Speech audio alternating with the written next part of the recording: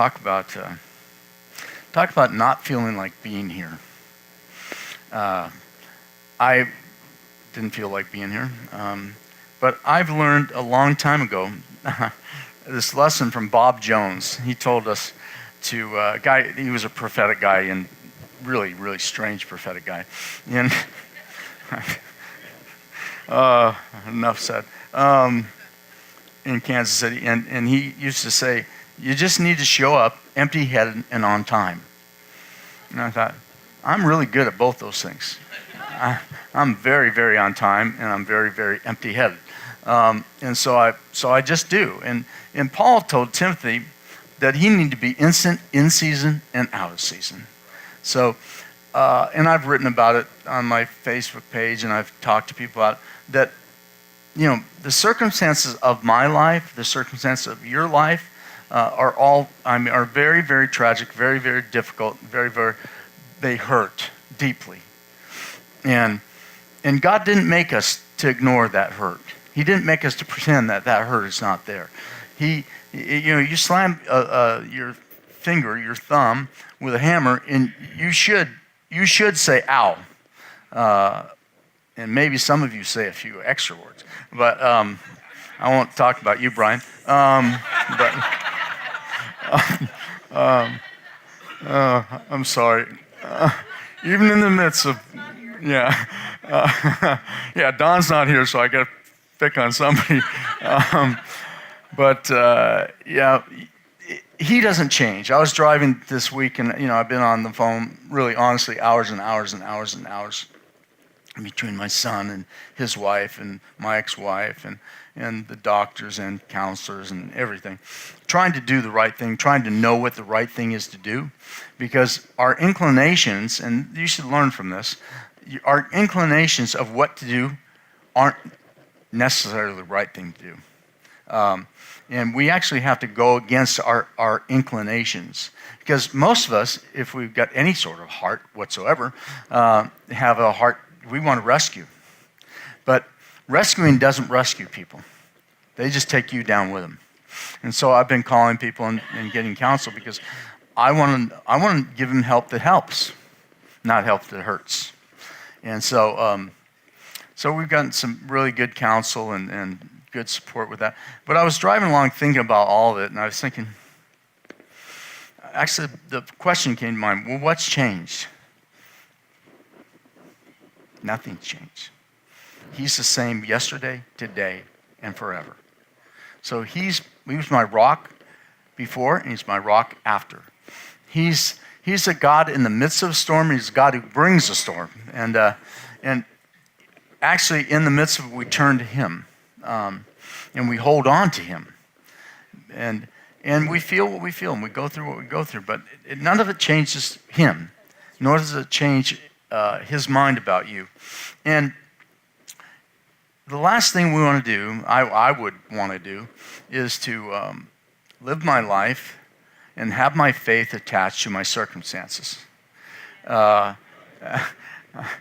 would be one messed up dude, because our circumstances change a lot, and there's a wide variety of reasons that things like this happen.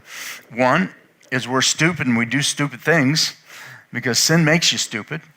And two is people are evil and they want to hurt you.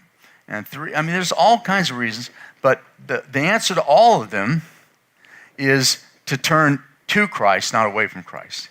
And so it's to hold on tighter during that time. The other thing that we need to do, I don't think there's probably anybody here who doesn't like smooth sailing, who doesn't like, it's awesome, but it doesn't always work that way in this world. And so when wind's blowing, what do? Hoist up the sail, enjoy the ride. And when the waves start crashing over the bow and things start getting turbulent, what do? We trust him. It doesn't change. We do the same thing both times. Now, please hear what I'm saying. I know that we want to convince ourselves that everything's going to be okay. And we want to convince everybody around us that everything's going to be okay. So we will sometimes say things not in faith, but because we want to believe it really bad. And that comes and goes, but he stays the same. He's always with us. And, nature gives us a picture of God. In Psalm 19, it says, "The heavens declare the glory of God. The skies proclaim the work of his hands. Day after day they pour forth speech. Night after night they reveal knowledge. You have no speech, you use no words, no sound is heard from them. But the voice of God goes throughout all the earth."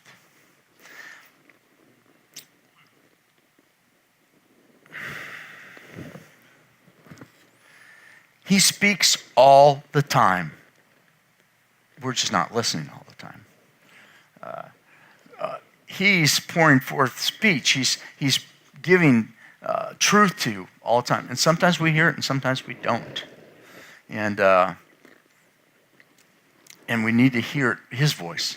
Not Aaron's voice, not Don's voice, not anybody. You need to hear the voice of the Lord in the midst of our difficulty. I know I don't do much counseling at all. Because people don't want to come see me. I'm like, praise God. Let him go see him. He's the nice guy. But I know most of you. I know the circumstance of your life. And I can't put blinders on when I'm up here. I can't do that. I'm a context-oriented person, not a content. I mean, it's like getting across what I need to say is not the most important thing to me. The most important thing is getting across what you need to hear, what you need to hear said, the truth that you need. And so I look at you and I know your stories. And I know how you show up, and you're kind and congenial to one another. But I also know that when you're not here, you're facing some very, very difficult things, right? Very challenging. And life, whatever your theology is, whatever, life can be very, very difficult. And in this freedom that we have and experience, we still experience turbulence and difficulties. And those things can't be the basis upon what we believe. They just can't be. You know the story of Horatio Spafford, who wrote "Is Well With My Soul," and it's worth looking him up. It's worth researching the story. But I love the last line. He says, "It is whatever my lot thou hast taught me to say, it is well with my soul." He just lost all of his children, lost his son, lost his wealth, lost everything. Yet he was able to say, it is well with my soul. I don't think he did that as any sort of a macho, declaration. I think he made it as a deep-seated prayer of crying out to God. And we have great examples of that in the scripture. I mean, one of my favorite texts is, which gets misused all the time, is Lamentations 3. Because it says, the steadfast love of the Lord never ceases. His mercies never come to an end. They are new every morning. They are new every morning. Great is thy faithfulness, O God. Well, if you read the verse before, it doesn't. It's like, what? Because he was saying things that I don't even want to read. I don't want God to know I was reading what Jeremiah was saying to him, because it was rough. And he basically said, everywhere I go, you've laid a trap for me. Every turn I make, you've got me, you've got me chewing on gravel. You know, you have a bear attacking me and destroying my life, everything. And then all of a sudden he switches.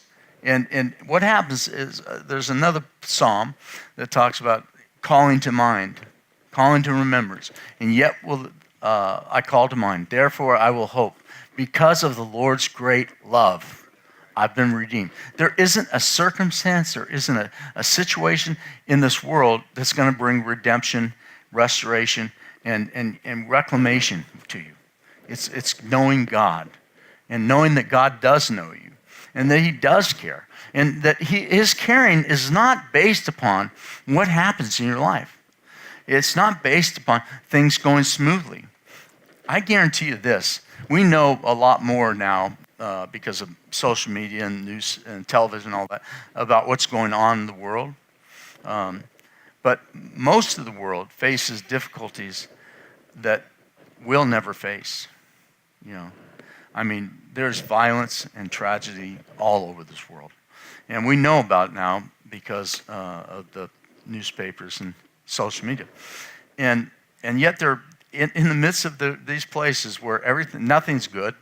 They don't know. They don't know where they can get fresh water. They don't know where they get fresh food. They don't know where they're going to sleep at night. And yet there are pockets all over the world of men and women that gather like this because they believe that their source for peace and life is Jesus.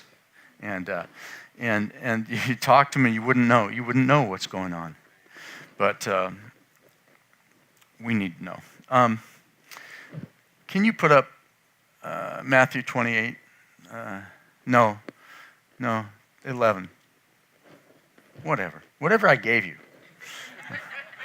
Just do that. Okay, Jesus is speaking to the disciples here, and he says, and this is the message. Are you tired, worn out, burned out on religion? May God burn religion out of you. Religion is not God's plan. Relationship is. And it's living, and it's vital, and it's new every day. So your religious tabernacles will not do you any good in the long run. So get rid of religion. I started to learn that. You probably haven't noticed I'm not the most religious person that you've ever met. But I started teaching when I was in high school. I was a 15-year-old. I was teaching a class called How to Be a Christian Without Being Religious. And I realized that when I was in Australia going to church, and preaching and sharing with them, I realized that I still have that message, that how to be a Christian and not be religious. Because religious people are mean, and they're judgmental, and they're boorish, and you really don't want to spend much time with them. I've had people tell me here and at other times that I've ruined them. And I said, what do you mean? And they go, well, I went to this service the other day, and it was just so religious and so full of all this false, blustery stuff. I said, well, it's not my fault. You just are opening your eyes to see that what's authentic and what's real. And we need that. We don't need all the other stuff. So anyway, forget religion. And Jesus said this, and the thing to realize about this is an invitation. When the one who said, let there be light, and there's light, says, come to me, it's not an invitation. It's a command. Jesus is saying, come to me, get away with me, and you'll recover your life. I'll show you how to take a real rest. Walk with me and work with me. Watch how I do it. Learn the unforced rhythms of grace. Is that one of the best lines ever? Learn. Now, if that just bounces on the surface and doesn't take you deeper, slow down. Slow down. That is a line that we need to meditate upon. We need to give ourselves to and say, okay, God, teach me the unforced rhythms of life. And would that be fun?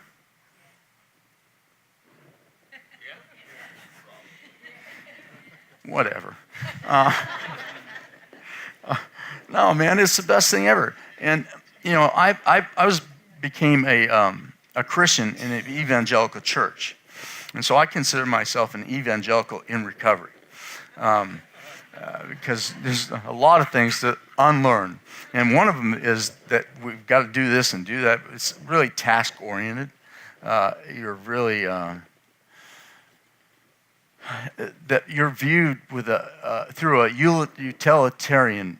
Sorry about my speech, but utilitarian lenses. Like, if you can help me, if you can come aside, if you can help me build this church, if you can help me take this mountain, if you can help me do this, if you can help me do that, then God will bless you.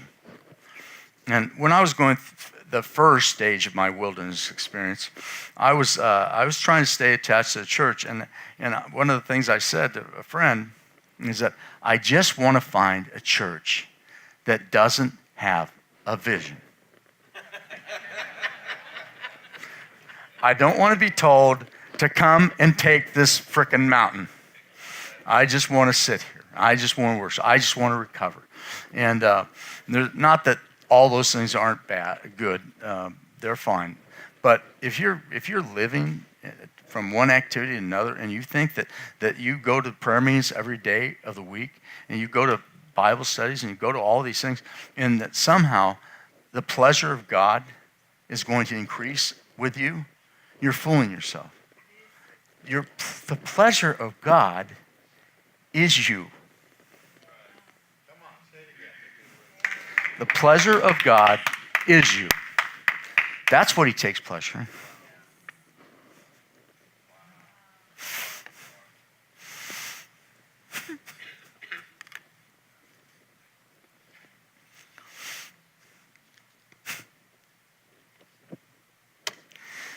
No, I hate this.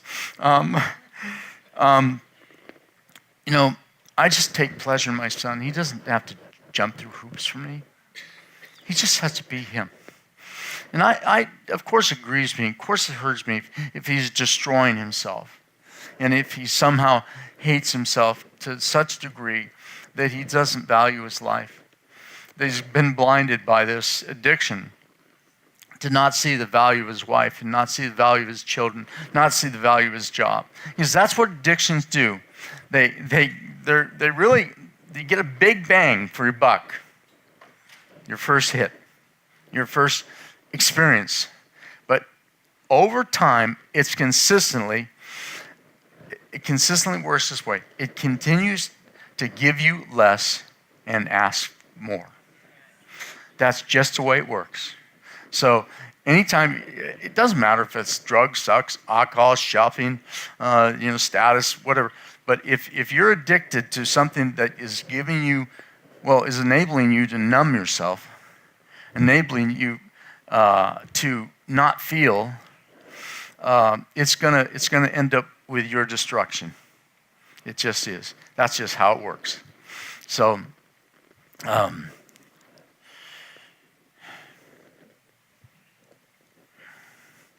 So, Jesus is saying, he's commanding us to come to him. And I'm, as a pastor and a leader in the church, I'm telling you, first things first. Yeah, it's wonderful. I look at you and I know, the guys who served at this breakfast yesterday, it was awesome. You could see they were delighted to do it. They didn't serve me. Yeah.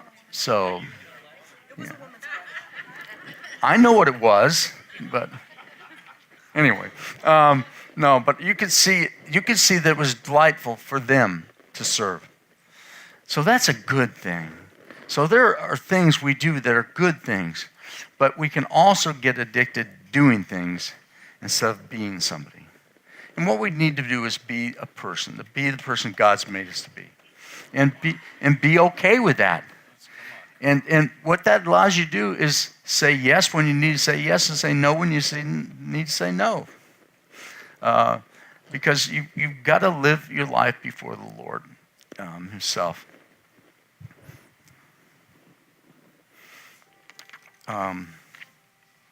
Sorry. Scott McNamara. I can't really answer him right now. No, it's a long text. And it's going to keep saying things if I don't stop it.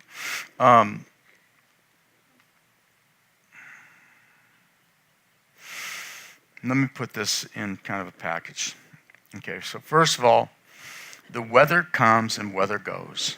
You know, how many of you are looking forward to fall? Most of you do. I mean, it's such a pleasant time. The Christmas in the air, in the, you know, if you don't live here, the fall colors. But it's a beautiful season, but it comes and it goes, and it's followed by winter. And when I first went to Fort Collins, Colorado, I had been there in October. It was awesome. The trees were on fire. They were beautiful. And then I moved there in like winter. I see who's in. What a butt ugly place. Good God. Whoops. But it is. And you know what? That's life sometimes. Life, we go through winter. And it's okay. And it's also okay to give the sacrifice of praise. I know for a fact that some of you today were saying words that you didn't feel, but that resonated within you because they're true and they bring life. And so that's called a sacrifice of praise. To raise your hand in the midst of trials and tribulations and difficulty. To raise our hands and surrender. Surrender to God. And it should be, I think you said it, Aaron, it should be a natural response to knowing who God is, to seeing him. Real briefly, several years ago, I was painting in a house by Disneyland, and there was there was an 11-year-old boy there, and I was painting with oil-based paint and stuff like that, and I heard a ruckus. And I went out, and I saw Nicky, and he was running from this guy, and he ran around the corner, and this guy fell to the ground and goes, "Oh!" And I said, "Nicky, do you know this guy?" And he didn't say anything. I said, "Do you know this guy?" And like right then, the guy sat up and pointed a .357 Magnum right at me. And he was shaking. And you really don't want somebody with a gun in their hands that's shaking.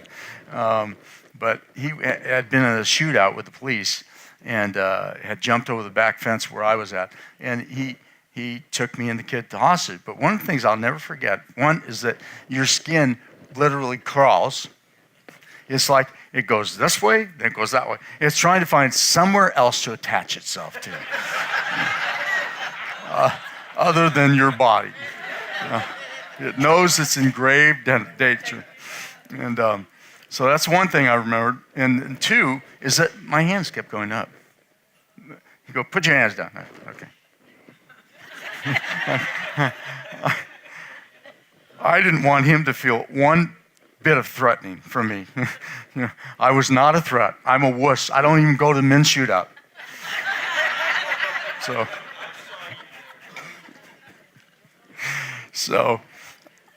But I mean, and I think when we see God for who he is and all that he is, and we never ever do, we only get a glimpse, and a glimpse is enough to kill us. But it's just an automatic response is just surrender. All of a sudden, you have perspective on everything else in life. And so many things that you're clinging to. You're clinging to because you think that they're going to bring you life. And they don't. In fact, they take your life. So, number one is that we've got to see God, and we've got to turn to Jesus. Number two, just learn from what's around you. You can go to a seminar, whatever, conference or whatever, but look at what God's created around you. And look at what is speaking to you, what is saying to you. Yeah, these redwood trees that we have, they grow for hundreds of years, and they're big and they're strong. They don't grow overnight. You know what grows overnight?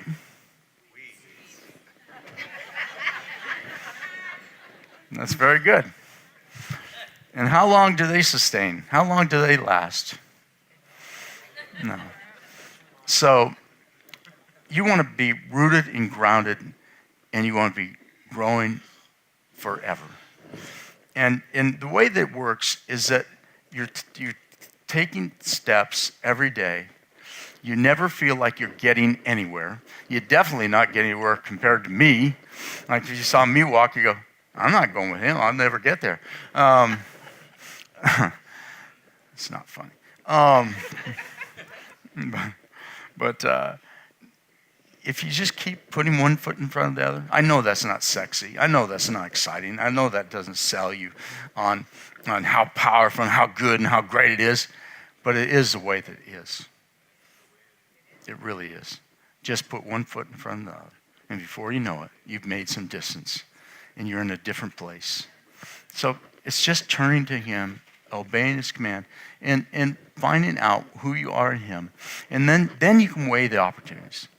You can weigh whether you're going to do it because you're insecure and fearful that you won't be accepted, or you can weigh it based on, is this something the Lord's doing?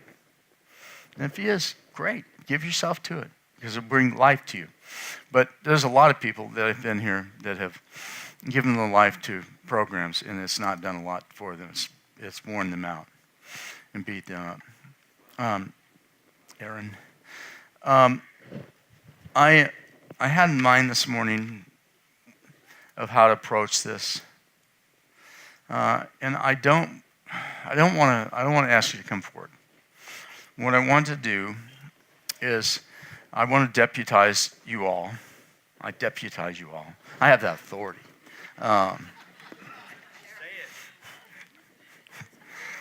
Whatever. You are the ministry team this morning. And you're the ministry team to one another. I think that's what we need to do. I think that you need to, I think what happens is we lose our way. We get distracted. We do other stuff. And then we find that we don't even know where we've gone. And what happened, God? Last week I was burning hot for you. Now I'm cold. That's another principle. What's white hot eventually cools down. So I never trust. I'm fine with that. A person is excited, but I never expect them to sustain that. It's just not. It's real, honestly not humanly possible. Because God created us for rest. He created us to take a break. He created us for all those things. So if you found yourself in a place that's distant, where you've lost track of what He's calling you to and who He's calling you to be, I want you to receive ministry today.